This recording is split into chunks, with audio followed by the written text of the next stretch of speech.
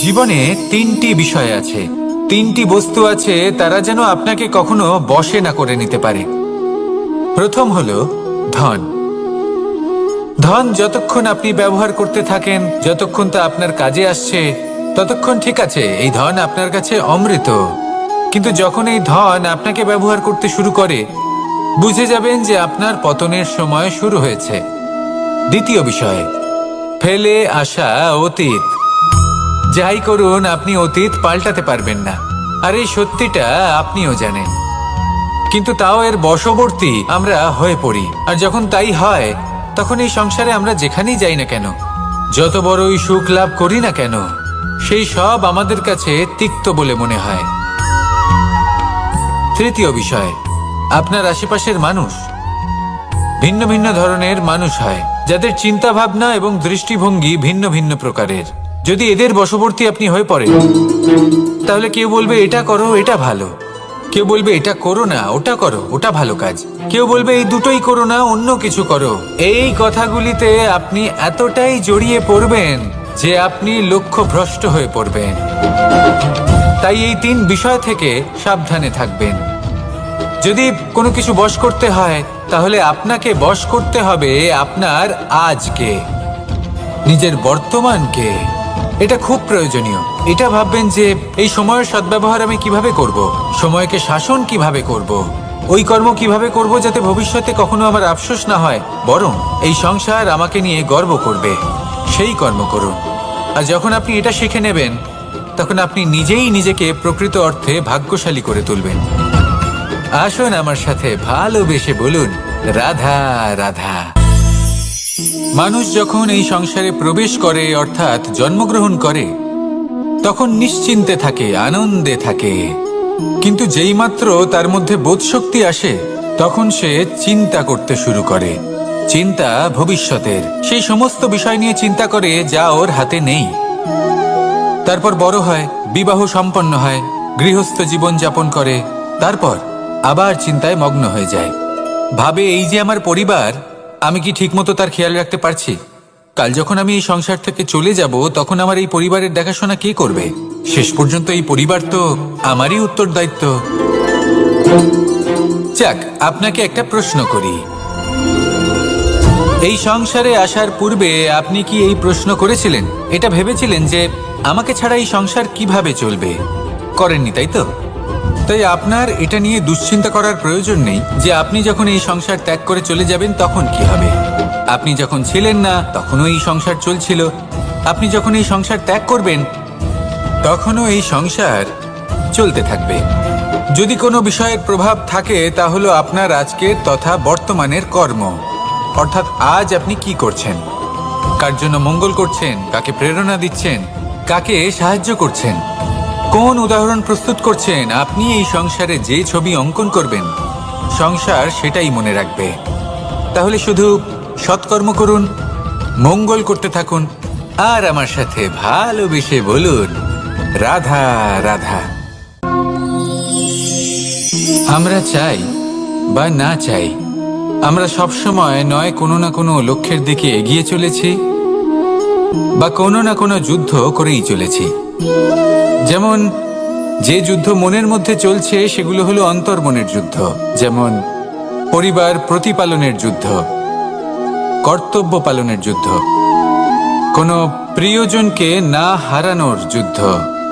এসব যুদ্ধ মনের মধ্যে চলে, এবং সেদিক থেকে দেখতে গেলে আমরা হলাম এই সংসারের সব থেকে বড় যোদ্ধা, তাই না? কিন্তু এই সব যুদ্ধে যদি আপনি জয়ী হতে চান, তাহলে তিনটি বিষয় আপনাকে মাথায় রাখতে হবে।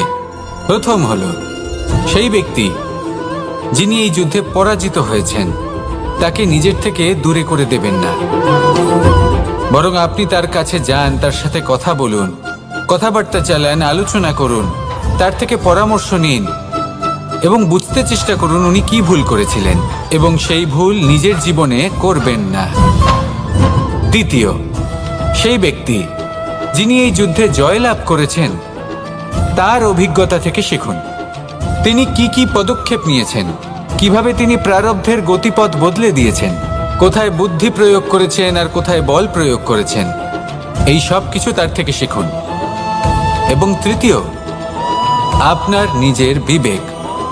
তার কোনটা উচিত বোধ হচ্ছে, কোনটা অনুচিত বোধ হচ্ছে, সেটা বুঝে নিন। যদি এই তিনটি বিষয় আপনি বুঝতে পারেন, তাহলে ধরে নিন যে আপনি সাফল্যের পথে অগ্রসর হয়ে চলেছেন। আসুন আমার সাথে ভালোবেসে বলুন, রাধা রাধা। মানুষের জীবন হলো তার যাত্রা, এবং প্রত্যেকের জীবনযাত্রার লক্ষ্য হলো আলাদা। এবার মনের মধ্যে এই প্রশ্ন জাগতেই পারে যে এই জীবনের লক্ষ্যটা গুরুত্বপূর্ণ নাকি যাত্রাটা। এবং এই ভাবনায় আমরা কোথাও না কোথাও সব থেকে গুরুত্বপূর্ণ বিষয়ে ভুলে যাই যে সব থেকে গুরুত্বপূর্ণ ব্যক্তিত্ব হলো আমাদের সাথী, আমাদের সহযাত্রী, যার সাথে আমরা এই যাত্রাপথ সুনিশ্চিত করি। এটা খুব গুরুত্বপূর্ণ। আপনি নিজেই দেখুন, মেঘ থেকে বৃষ্টি ঝরে পড়ে। তার লক্ষ্য হলো ধরিত্রী, তার যাত্রাপথ হলো সেই বায়ুমণ্ডল। কিন্তু ও কোন সাথী নির্বাচন করছে তার উপর কত কিছু নির্ভর করে। যদি সাথী হিসেবে ঝিনুককে খুঁজে পায় আর ওই ঝিনুকের ওপরে গিয়ে পড়ে, তাহলে মুক্তয়ে পরিণত হয়। তখন লক্ষ্য কি হয়ে থাকে? ঈশ্বরের আভূষণ। সেখানেই যদি এই জলের ফোঁটা কোনো সাপের সঙ্গ পায়, কোনো সাপের মুখে গিয়ে পড়ে, তাহলে তা পরিণত হয় বিষে। আর তখন লক্ষ্য কি হয়?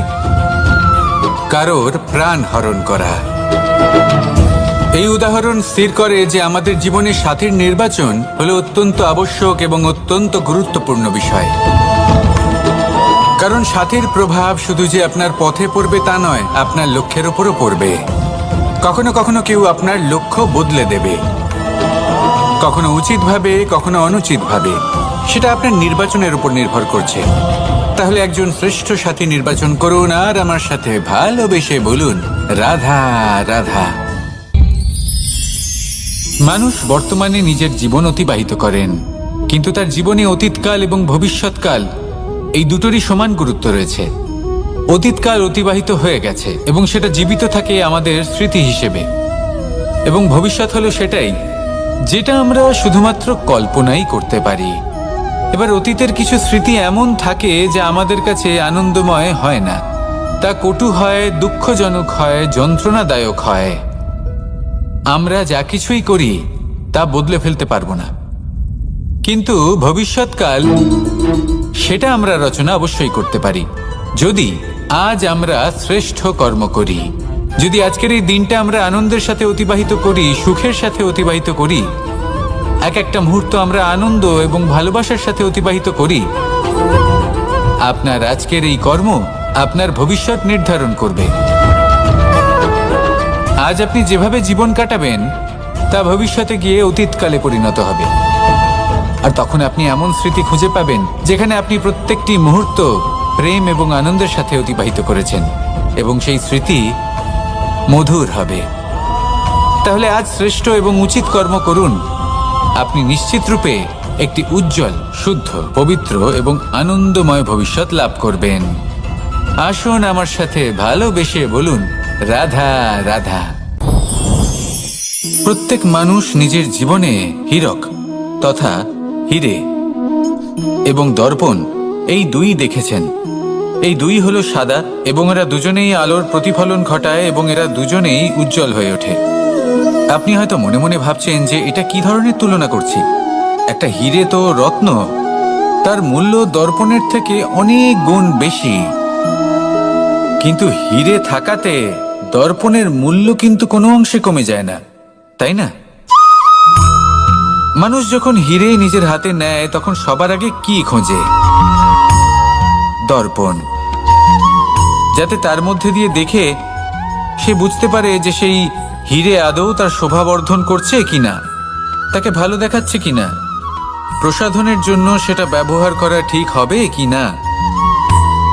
অর্থাৎ হীরের উপস্থিতিতে দর্পণের গুরুত্ব কম হলো না, দর্পণের কারণে হীরের মূল্য বোঝা গেল। আমাদের জীবনেও ঠিক এরকমই ঘটে। আপনারা যদি সংসারে নিজের আশেপাশে দেখেন, এমন অনেক মানুষ দেখতে পাবেন যারা নিজেদের ক্ষেত্রে মহান স্থানে পৌঁছেছেন, নিপুণ এবং শ্রেষ্ঠ হয়েছেন। আর তাদের মধ্যে আপনার নিজের মনে হয় যেন আপনি হলেন দর্পণ। নিজেকে ছোট মনে করবেন না। আপনার মূল্য কম হচ্ছে না, আপনার নিজস্ব মূল্য আছে। আর যদি আপনার অস্তিত্ব না থাকে তাহলে ওনাদের অস্তিত্বের মূল্য সংসার বুঝতেই পারবে না। জীবনে সবসময় চেষ্টা করবেন যাতে আপনি আরো বেশি শ্রেষ্ঠ হয়ে উঠতে পারেন। আপনি নিজে যে স্থানে আছেন সেটাকে ছোট মনে করবেন না, তারও নিজস্ব একটা মূল্য আছে। যদি আপনি হিরে হয়ে থাকেন তাহলে অহংকার করবেন না, যদি আপনি দর্পণ হয়ে থাকেন তাহলে নিজেকে ছোট মনে করবেন না। আসুন আর আমার সাথে ভালোবেসে বলুন, রাধা রাধা। পাপ এবং পুণ্য, এই দুই হলো সংসারের এমন দুই বিন্দু যাকে কেন্দ্র করে এই সংসারের চক্র ঘুরতে থাকে। আমরা যদি কোনো কর্ম বিচার করি, হয় পুণ্য নয় পাপের দৃষ্টিভঙ্গি দিয়ে, এটা হয় পুণ্য না হলে পাপ। কিন্তু এই পাপ এবং পুণ্য এই দুই নির্ভর করে প্রত্যেক মানুষের ওপর, তার চিন্তাধারা, তার পরিস্থিতির ওপর। ধরুন এমন একজন মানুষ যিনি অনেক দিন ধরে বনে পথ হারিয়েছেন, অনেক দিন হয়তো উনি কোনো খাবার খাননি। এবার এমন পরিস্থিতি চলে এসছে যে এবার যদি উনি খাবার না খান তাহলে হয়তো জীবিতই থাকবেন না। আর এমন অবস্থায় ওনার সামনে যদি কোনো প্রাণী আসে তাহলে তাকে শিকার করা, এটা কিন্তু তার কাছে পাপ নয়, এটা তো জীবিত থাকার একমাত্র উপায়। এটা তার কাছে পুণ্য সম। আর যদি আমি এমন একজন ব্যক্তির কথা বলি যিনি সরল, যিনি একটি সুখী, শান্ত, সুরক্ষিত জীবনযাপন করছেন, তার কাছে কিন্তু এটা পাপ। এইরকমই এই সংসারে ভিন্ন ভিন্ন পরিভাষা আছে পাপ এবং পুণ্যের। তার মধ্যে যদি আমি আপনাকে একটি সরল পরিভাষা দিই, সেটা হলো, জীবনে যখনই কোনো কর্ম করবেন সেটা নিয়ে একটু ভেবে দেখুন যে এই যে কাজটা আমি করছি তার ফলে এই যে অন্য মানুষেরা আছেন এই সংসারে, তারা কি দুঃখ পাবেন? যদি তারা দুঃখ পান তাহলে সেটা পাপ। যদি আপনি এমন কোনো কর্ম করেন যার ফলে অন্যরা প্রসন্নতা লাভ করেন, তাদের মুখে হাসি ফুটে ওঠে, যদি তারা প্রেরিত হন, জীবনে সামনে এগোতে পারেন, তাদের বিকাশ হয়, তাহলে এটা হলো পুণ্য। তাই জীবনে সবসময় পুণ্য করতে থাকুন আর আমার সাথে ভালোবেসে বলুন, রাধা রাধা। তালা অনেক পুরনো একটা আবিষ্কার। যবে থেকে এই সংসারে বহুমূল্য বস্তু নির্মিত হয়েছে তবে থেকেই এই তালা নির্মাণ হয়েছে, তবে থেকে এর ব্যবহার করা হয়েছে, যাতে উচিত সময় এলে পরে আমরা আমাদের বহুমূল্য জিনিসগুলো সুরক্ষিত রাখতে পারি এবং সময় এলে পরে বের করে সেগুলি ব্যবহার করতে পারি। এবার একটা গুরুত্বপূর্ণ তথ্য আছে যেটা জানা অত্যন্ত গুরুত্বপূর্ণ, এবং সেটা হলো যে একটা তালা নির্মাণের পূর্বে তা খোলার যন্ত্র অর্থাৎ তার চাবিটি নির্মাণ করা হয়, এবং এটাই জীবনের খুব বড় একটা শিক্ষা প্রদান করে যায়। আমাদের জীবনে যখনই কোনো সমস্যা আসে তখন ভয়ভীত হওয়ার কোনো দরকার নেই, কারণ এই প্রকৃতি, এই ঈশ্বর এই সমস্যার সমাধান তথা এর চাবি আগে থেকেই নির্মাণ করে রেখে দিয়েছেন। শুধু দরকার হলো সেই সমস্যার ঊর্ধ্বে উঠে সেই সমাধান খুঁজে বের করা। মানুষ অনেক সময় সমস্যা দেখে ভীত হয়ে পড়েন, চিন্তিত হয়ে পড়েন, নিজের বিবেক হারিয়ে ফেলেন। আপনার শুধু এই মনকে শান্ত করা প্রয়োজন। এই শান্ত মনের সাথে এই সমস্যার নিবারণ খুঁজে নিতে হবে। তাই সমস্যা যতই তীব্র হোক না কেন, ভয় পাওয়ার কোনো প্রয়োজন নেই। পরম শান্ত মনে সমাধান খুঁজে বের করুন। আসুন আমার সাথে ভালোবেসে বলুন, রাধা রাধা। এ হলো রামায়ণের সময়কালের কথা। সেতু নির্মাণ করার কাজ চলছিল। সমস্ত বানর সেনা এই কাজে নিযুক্ত হয়েছিলেন। বড় বড় পাথর তুলে নিয়ে এই বানর সেনা সমুদ্রে ফেলছিলেন। এই কাজ চলছিল। এমন সময় ছোট্ট একটা কাঠবিড়ালি এলো। ছোট ছোট মাটির ডেলা হাতে নিয়ে সাগরের কাছে যাচ্ছিল আর বড় বড় পাথরের পাশে রেখে দিচ্ছিল, যথাসম্ভব সেখানে রেখে আসছিল। সারা দিন ধরে সে এই পরিশ্রম করেই যাচ্ছিল। এবার শ্রীরাম তার এই কাজ দেখতে পেলেন। সেই ছোট্ট কাঠবিড়ালিটিকে নিজের হাতে তুলে নিলেন এবং অত্যন্ত ভালোবেসে তার পিঠে হাত বুলিয়ে দিলেন। কথায় আছে যে কাঠবিড়ালির পিঠে যে দাগ আছে সেই 3টি দাগ এসেছে শ্রী রামচন্দ্রের 3 আঙুলের থেকে। যে কাজ আপনি করছেন তাতে সমস্ত শক্তি প্রয়োগ করুন, যতটা আপনার সামর্থ্য রয়েছে, যতটা আপনার প্রতিভা রয়েছে, সম্পূর্ণভাবে উৎসর্গ করে দিন। ঠিক এমনভাবে কর্ম করুন। সেই কাঠবিড়ালি কিন্তু তাই করেছিল। সেই জন্য শ্রীরামের সাথে সেও সেই কাহিনীতে অমর হয়ে গেছিল। সম্পূর্ণ শক্তি প্রয়োগ করুন, সম্পূর্ণ সামর্থ্যের সাথে কর্ম করুন, কারণ এটাই হলো শ্রেষ্ঠ পথ কোনো কর্ম করার। আসুন আমার সাথে ভালোবেসে বলুন, রাধা রাধা। মানুষের জন্ম কখনো তার ভবিষ্যৎ নির্ধারণ করতে পারে না। হ্যাঁ, ওর জীবনযাত্রা অবশ্যই সুখময় হতে পারে। নির্ভর করে যে ও কোন পরিবারে জন্ম নিচ্ছে, তার পরিবার পরিজন কে হন, তার মাতা পিতা কে হন, তাকে কেমন শিক্ষা দেওয়া হয়েছে, কেমন ভাবে পালন করা হচ্ছে। সে কিন্তু কুপাত্রও হতে পারে, আবার সুপাত্রও হতে পারে। কিন্তু সে চলে যাওয়ার পর এই সংসার তাকে মনে রাখবে নাকি না, আর যদি মনেও রাখে তাহলে কিভাবে মনে রাখবে সেটা নির্ভর করছে তার কর্ম এবং তার নির্বাচনের উপর। ঠিক যেমন বর্ষার এই জলের ফোঁটা যখন মেঘ থেকে ঝরে পড়ে, তখন তার এই নির্বাচন হলো গুরুত্বপূর্ণ, কারণ তার নির্বাচন তার উপর নির্ভর করছে তার ভবিষ্যৎ কেমন হবে। ঝিনুকের মুখে পড়লে মুক্ত হয়ে ওঠে, সাপের মুখে পড়লে বিষ, আর যদি কোনো পাতায় পড়ে তাহলে শিশিরে পরিণত হয়। তাহলে কর্ম এবং নির্বাচন দুটি জীবনে গুরুত্বপূর্ণ। এদের বিষয় বিশেষ যত্ন নেবেন এবং আমার সাথে ভালোবেসে বলবেন, রাধা রাধা। কখনো কখনো আমাদের জীবনে দুঃখ আসে এবং তার কারণ হলো সন্দেহ। মানুষ আমাদের উপর সন্দেহ করে, আমাদের কর্ম নিয়ে, আমাদের মানসিকতা নিয়ে, আমাদের কথা নিয়ে, আমাদের চরিত্র নিয়ে। কখনো কখনো আমরা শুভ উদ্দেশ্য নিয়ে কারোর মঙ্গল কামনা করি, তার জন্য কোনো ভালো কর্ম করি, এবং সেই ব্যক্তি আমাদের বন্ধুত্ব নিয়েই, আমাদের সম্পর্ক নিয়ে, আমাদের সততা নিয়ে প্রশ্ন করতে থাকে, আমাদের সন্দেহ করে। তখন আমাদের দুঃখ হয়, কিন্তু এটা হওয়া উচিত নয়। কারণ যখনই কোনো ব্যক্তি আপনাকে সন্দেহ করছে, তাতে আপনারই মূল্য বৃদ্ধি পাচ্ছে। এবার আপনি বলবেন, এ কি করে সম্ভব হতে পারে? একটা কথা বলুন, আপনি কখনো শুনেছেন যে কয়লার শুদ্ধতার পরিমাপ করা হচ্ছে? শোনেননি, কারণ এমনটা কখনো হয়ই না। শুদ্ধতার পরখ শুধুমাত্র সোনার ক্ষেত্রে করা হয়। শুধুই তার শুদ্ধতা নিয়ে সন্দেহ প্রকাশ করা হয়। এই সোনাকে পরখ করা হয়, আর যখন এই সোনা এই পরীক্ষায় উত্তীর্ণ হয়, তখন সেই সোনা কতটা মূল্যবান সেটা সংসার জানতে পারে। সেই রকমই এই সংসার আপনাকেও পরখ করবে। যখন আপনি এই পরীক্ষায় উত্তীর্ণ হবেন, তখন আপনার মূল্য কতটা অধিক সেটা এই সংসারও জানতে পারবে। সেই জন্য যখনই কেউ আপনার উপর সন্দেহ করবে, দুঃখ পাবেন না। শুধু এই কথাটার খেয়াল রাখবেন, আপনি কি উচিত পথে চলেছেন, উচিত কর্ম করছেন। সকলের প্রতি আপনার মনে যেন সদ্ভাবনা থাকে, এবং হ্যাঁ, আপনি যেন আমার সাথে ভালোবেসে বলেন, রাধা রাধা। আমরা সবাই সূর্যকে সম্মান করি, ওনাকে শ্রদ্ধা করি, ওনাকে পুজো করি। এই সূর্য আমাদের শক্তি প্রদান করেন, প্রকাশ প্রদান করেন। কখনো কখনো উষ্ণতা এতটাই বাড়িয়ে তোলেন, এতটাই তপ্ত করে তোলেন, আমাদের একথা মনে হয় যে আমাদের এই শরীর জ্বলে যাচ্ছে। তখনও আমরা বিরোধিতা করি না, তাকে কটু কথা শোনাই না। আমরা সসম্মানে তা গ্রহণ করি। কেন কেন করি?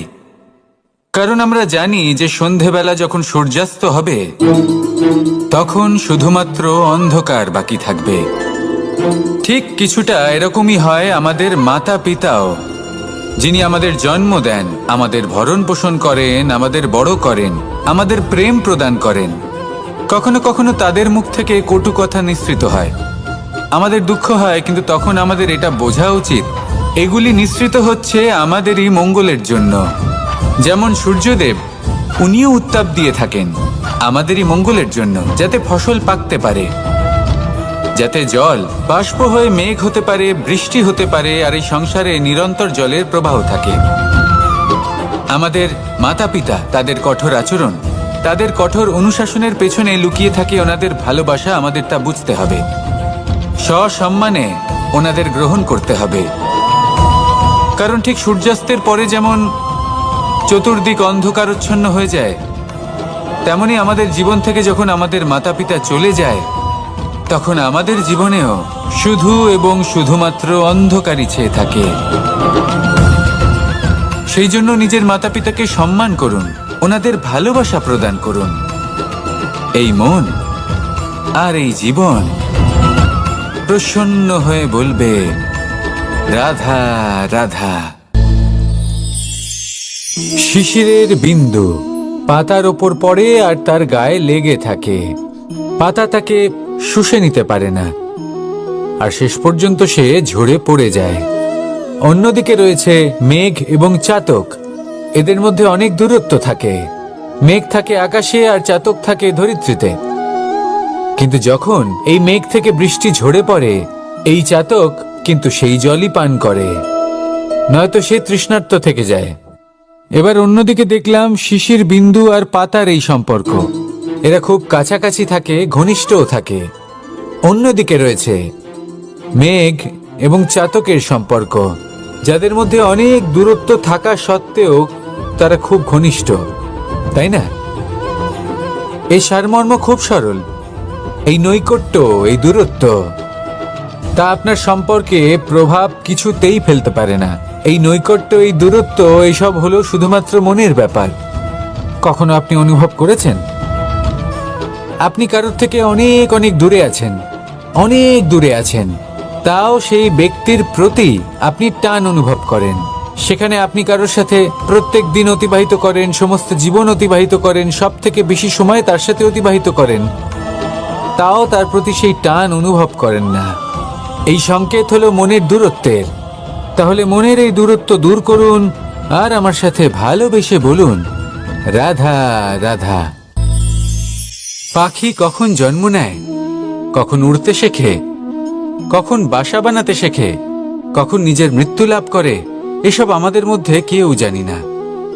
কিন্তু পাখি একটা কথা খুব ভালো করে জানে, যে এই সংসারে ও যা কিছুই করুক না কেন, এই সংসারের ওকে নিয়ে কিচ্ছু যায় আসে না। এবার আমরা কি করি? কোনো কাজ করার আগে আমরা এটা ভাবি যে এই সংসার যদি আমাকে দেখে ফেলে, তাহলে কে জানে এই সংসার কি ভাববে, আমার প্রতিচ্ছবি কেমন তৈরি হবে কে জানে, কে জানে কি হবে আদি ইত্যাদি। এই সব ভাবনায় আমরা মগ্ন হয়ে যাই। কিছুটা এমন ভাবে মগ্ন হই যে বর্তমানের কর্মের এই জীবনের যাত্রাপথে সেই সময়ের আনন্দ উপভোগ করতে ভুলে যাই। এবার দেখুন একটা পাখি কি করে। ওর কর্ম হলো গান গেয়ে চলা। ওই পাখি গেয়ে চলে, কেউ ওর গান শুনুক বা না শুনুক, কেউ আদৌ শুনছে কিনা সেই বিষয়টা নিয়ে সেই পাখির কিছুই যায় আসে না। সেই পাখি নিজের কর্ম করতে থাকে। হয়তো সেই জন্যই আপনি কখনো কোনো পাখিকে কাঁদতে দেখবেন না। এরকমই আপনাকে নিজেকে গড়ে তুলতে হবে।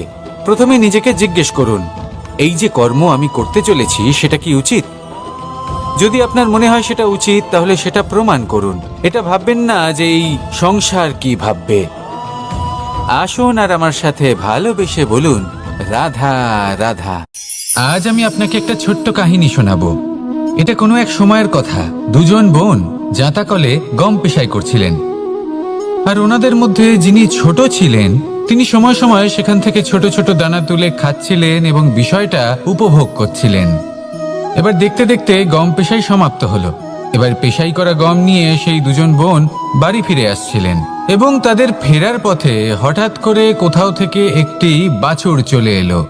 এই দুই বোন ভয়ভীত হয়ে গেলেন, আর তাদের হাত থেকে সেই আটা পড়ে গেল, মাটিতে মিশে গেল। এবার এই পুরো ঘটনাক্রমে যদি কারোর বিন্দুমাত্র লাভ হয়ে থাকে, বিন্দুমাত্র আনন্দ পেয়ে থাকে, তাহলে সে কে?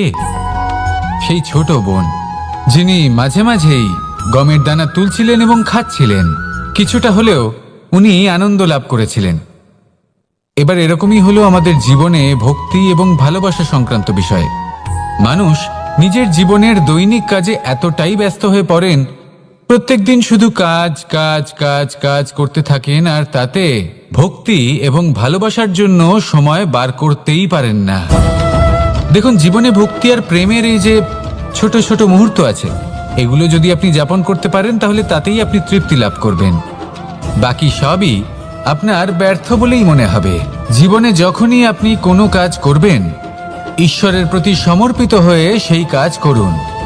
আর যখনই সময় পাবেন, তাহলে সেই সময় নিজের আপনজনদের দিন। যাদের আপনি ভালোবাসেন তাদের প্রতি যত্নবান হন, তাদের শুভাকাঙ্ক্ষী হন। এই প্রেম আর ভক্তির ছোট ছোট মুহূর্তগুলো আপনার জীবনকে চরিতার্থ করে তুলবে। আসুন আমার সাথে ভালোবেসে বলুন, রাধা রাধা। জীবনে তিনটি বিষয় আছে, তিনটি বস্তু আছে, তারা যেন আপনাকে কখনো বশে না করে নিতে পারে। প্রথম হলো ধন। ধন যতক্ষণ আপনি ব্যবহার করতে থাকেন, যতক্ষণ তা আপনার কাজে আসছে, ততক্ষণ ঠিক আছে, এই ধন আপনার কাছে অমৃত। কিন্তু যখন এই ধন আপনাকে ব্যবহার করতে শুরু করে, বুঝে যাবেন যে আপনার পতনের সময় শুরু হয়েছে। দ্বিতীয় বিষয়, ফেলে আসা অতীত। যাই করুন, আপনি অতীত পাল্টাতে পারবেন না, আর এই সত্যিটা আপনিও জানেন। কিন্তু তাও এর বশবর্তী আমরা হয়ে পড়ি। আর যখন তাই হয়, তখন এই সংসারে আমরা যেখানেই যাই না কেন, যত বড়ই সুখ লাভ করি না কেন, সেই সব আমাদের কাছে তিক্ত বলে মনে হয়। তৃতীয় বিষয়, আপনার আশেপাশের মানুষ ভিন্ন ভিন্ন ধরনের মানুষ হয়, যাদের চিন্তা ভাবনা এবং দৃষ্টিভঙ্গি ভিন্ন ভিন্ন প্রকারের। যদি এদের বশবর্তী আপনি হয়ে পড়েন, তাহলে কেউ বলবে এটা করো, এটা ভালো। কেউ বলবে এটা করো না, ওটা করো, ওটা ভালো কাজ। কেউ বলবে এই দুটোই করো না, অন্য কিছু করো। এই কথাগুলিতে আপনি এতটাই জড়িয়ে পড়বেন যে আপনি লক্ষ্যভ্রষ্ট হয়ে পড়বেন। তাই এই তিন বিষয় থেকে সাবধানে থাকবেন। যদি কোনো কিছু বশ করতে হয়, তাহলে আপনাকে বশ করতে হবে আপনার আজকে, নিজের বর্তমানকে। এটা খুব প্রয়োজনীয়। এটা ভাববেন যে এই সময়ের সদ্ব্যবহার আমি কিভাবে করব, সময়কে শাসন কিভাবে করব, ওই কর্ম কিভাবে করব যাতে ভবিষ্যতে কখনো আমার আফসোস না হয়, বরং এই সংসার আমাকে নিয়ে গর্ব করবে, সেই কর্ম করুন। আর যখন আপনি এটা শিখে নেবেন, তখন আপনি নিজেই নিজেকে প্রকৃত অর্থে ভাগ্যশালী করে তুলবেন। আসুন আমার সাথে ভালোবেসে বলুন, রাধা রাধা। মানুষ যখন এই সংসারে প্রবেশ করে, অর্থাৎ জন্মগ্রহণ করে, তখন নিশ্চিন্তে থাকে, আনন্দে থাকে। কিন্তু যেইমাত্র তার মধ্যে বোধশক্তি আসে, তখন সে চিন্তা করতে শুরু করে। চিন্তা ভবিষ্যতের, সেই সমস্ত বিষয় নিয়ে চিন্তা করে যা ওর হাতে নেই। তারপর বড় হয়, বিবাহ সম্পন্ন হয়, গৃহস্থ জীবন যাপন করে, তারপর আবার চিন্তায় মগ্ন হয়ে যায়। ভাবে এই যে আমার পরিবার, আমি কি ঠিকমতো তার খেয়াল রাখতে পারছি? কাল যখন আমি এই সংসার থেকে চলে যাব, তখন আমার এই পরিবারের দেখাশোনা কে করবে? শেষ পর্যন্ত এই পরিবার তো আমারই উত্তরদায়িত্ব। যাক, আপনাকে একটা প্রশ্ন করি। এই সংসারে আসার পূর্বে আপনি কি এই প্রশ্ন করেছিলেন, এটা ভেবেছিলেন যে আমাকে ছাড়া এই সংসার কিভাবে চলবে? করেননি, তাই তো? তাই আপনার এটা নিয়ে দুশ্চিন্তা করার প্রয়োজন নেই যে আপনি যখন এই সংসার ত্যাগ করে চলে যাবেন তখন কি হবে। আপনি যখন ছিলেন না, তখনও এই সংসার চলছিল। আপনি যখন এই সংসার ত্যাগ করবেন, তখনও এই সংসার চলতে থাকবে। যদি কোনো বিষয়ের প্রভাব থাকে, তা হলো আপনার আজকের তথা বর্তমানের কর্ম। অর্থাৎ আজ আপনি কি করছেন, কার জন্য মঙ্গল করছেন, কাকে প্রেরণা দিচ্ছেন, কাকে সাহায্য করছেন, কোন উদাহরণ প্রস্তুত করছেন। আপনি এই সংসারে যে ছবি অঙ্কন করবেন, সংসার সেটাই মনে রাখবে। তাহলে শুধু সৎকর্ম করুন, মঙ্গল করতে থাকুন, আর আমার সাথে ভালোবেসে বলুন, রাধা রাধা। আমরা চাই বা না চাই, আমরা সবসময় নয় কোনো না কোনো লক্ষ্যের দিকে এগিয়ে চলেছি, বা কোনো না কোনো যুদ্ধ করেই চলেছি। যেমন যে যুদ্ধ মনের মধ্যে চলছে, সেগুলো হলো অন্তর্মনের যুদ্ধ। যেমন পরিবার প্রতিপালনের যুদ্ধ, কর্তব্য পালনের যুদ্ধ, কোনো প্রিয়জনকে না হারানোর যুদ্ধ, এসব যুদ্ধ মনের মধ্যে চলে এবং সেদিক থেকে দেখতে গেলে আমরা হলাম এই সংসারের সব থেকে বড় যোদ্ধা, তাই না? কিন্তু এই সব যুদ্ধে যদি আপনি জয়ী হতে চান তাহলে 3টি বিষয় আপনাকে মাথায় রাখতে হবে। প্রথম হলো, সেই ব্যক্তি যিনি এই যুদ্ধে পরাজিত হয়েছেন তাকে নিজের থেকে দূরে করে দেবেন না, বরং আপনি তার কাছে যান, তার সাথে কথা বলুন, কথাবার্তা চালান, আলোচনা করুন, তার থেকে পরামর্শ নিন এবং বুঝতে চেষ্টা করুন উনি কি ভুল করেছিলেন এবং সেই ভুল নিজের জীবনে করবেন না। দ্বিতীয়, সেই ব্যক্তি যিনি এই যুদ্ধে জয়লাভ করেছেন তার অভিজ্ঞতা থেকে শিখুন। তিনি কি কি পদক্ষেপ নিয়েছেন, কিভাবে তিনি প্রারব্ধের গতিপথ বদলে দিয়েছেন, কোথায় বুদ্ধি প্রয়োগ করেছেন আর কোথায় বল প্রয়োগ করেছেন, এই সব কিছু তার থেকে শিখুন। এবং তৃতীয়, আপনার নিজের বিবেক, তার কোনটা উচিত বোধ হচ্ছে, কোনটা অনুচিত বোধ হচ্ছে, সেটা বুঝে নিন। যদি এই 3টি বিষয় আপনি বুঝতে পারেন তাহলে ধরে নিন যে আপনি সাফল্যের পথে অগ্রসর হয়ে চলেছেন। আসুন আমার সাথে ভালোবেসে বলুন, রাধা রাধা।